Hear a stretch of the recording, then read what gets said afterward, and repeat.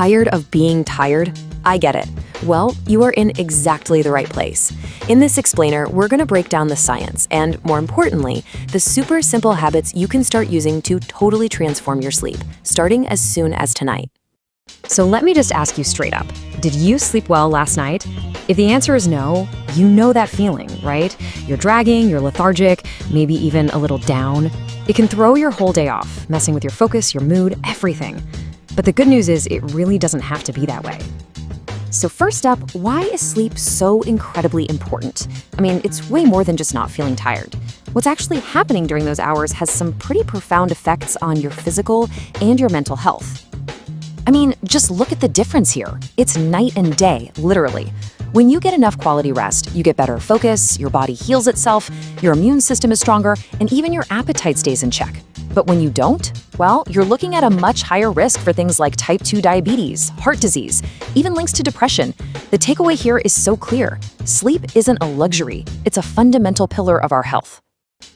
And you know, the connection to our mental health just goes even deeper. A great way to think about sleep is that it's the time when your brain does its admin. It processes and files away all the day's memories. And when that process gets messed up, those intrusive thoughts or unsettling memories can get stuck on a loop, which can lead to anxiety or even PTSD. It's just a powerful reminder that our minds need to rest just as much as our bodies do. Okay, so now that we know why sleep is so critical, let's get practical. How do we actually improve it?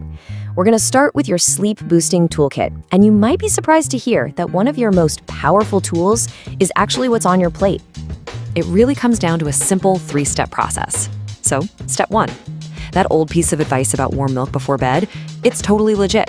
That's because dairy has an amino acid called tryptophan. Step 2. Pack your diet with other foods that are rich in tryptophan. Things like oats, turkey, bananas, and eggs are all great. And finally, step 3. A small, carb-rich snack like some oatcakes about an hour before you hit the hay. Those carbs actually help shuttle the tryptophan to your brain, where it gets converted into serotonin and then melatonin, which are your body's own natural sleep hormones. Now, food isn't just about tryptophan, it's also about minerals. Magnesium is a huge one. It helps calm the entire body down, and get this, insomnia is actually a primary symptom of magnesium deficiency, so think spinach, nuts, and seeds. Calcium works right alongside it to help you relax. And if you've ever had that creepy crawly gotta move my legs feeling, that's restless leg syndrome. It could be linked to low iron. If that sounds familiar, it's always a good idea to have a chat with your doctor. All right, so beyond your diet, let's talk about habits. These are the small, everyday changes that you can make that honestly have a massive impact on the quality of your sleep. Let's start with the big one, caffeine. The number you need to remember is 5 to 6 hours. That's the half-life of caffeine. That means half of that 3 p.m. coffee is still swimming around in your system when you're trying to fall asleep at 9 or 10. This right here is exactly why setting a caffeine curfew around midday can be an absolute game changer. So this timeline really puts it all together. You want to start your day with some bright light. Getting outside really helps set your internal body clock, your circadian rhythm. Midday, as we said, last call for caffeine. Then in the evening, try to eat your main meal about 3 to 4 hours before bed. That's because digestion actually raises your body temperature, which can make it harder to sleep. And finally, the big one for our modern lives, put your phone away. That blue light it blasts out actively suppresses melatonin, the very hormone you need to feel sleepy. And that brings us to the wind-down routine. Simple things like a warm bath, a little gentle yoga, or reading a book, they all send a powerful signal to your brain that it's time to switch off.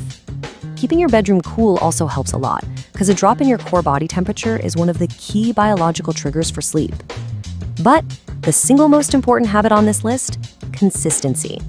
Going to bed and waking up at the same time, yep, even on weekends, is the #1 way to keep your body's internal clock running smoothly. So, we've built this great routine, right? But it can all be for nothing if we fall victim to a few common culprits. Knowing what to avoid is just as important as knowing what to do. So let's do a quick run-through of the things that can really disrupt your sleep. First on the list, and it's a big one, alcohol. Yeah, it might make you feel drowsy and help you fall asleep faster, but it absolutely wrecks the deep, restorative REM sleep you need later in the night. Plus, it can cause your blood sugar to drop a few hours in, which can literally jolt you awake. Next up, those late-night sugary snacks. And here's the surprising problem. Your body uses magnesium, that same mineral we talked about that helps you relax, to process sugar. So that late night cookie is actively using up a resource your body needs to wind down for sleep. It's literally working against you. And finally, here's a list of foods that act like hidden stimulants. Things like cured pork, chocolate, tomatoes, and even red wine all contain an amino acid called tyramine. And what your body does is it converts that tyramine into noradrenaline, which is a brain stimulant. It's the absolute last thing you want when you're trying to power down for the night. Okay, we have covered a lot of ground, and I know it can feel like a little overwhelming. But listen, the goal here is not to be perfect overnight. It's about taking one small, totally manageable step in the right direction. So, as we wrap this up, I really want to leave you with this question. Of everything we've talked about, from cutting out caffeine in the afternoon to setting a consistent bedtime, what is the one thing you can try tonight? Just one. Because that single change could be the first step toward a whole new world of truly restful sleep.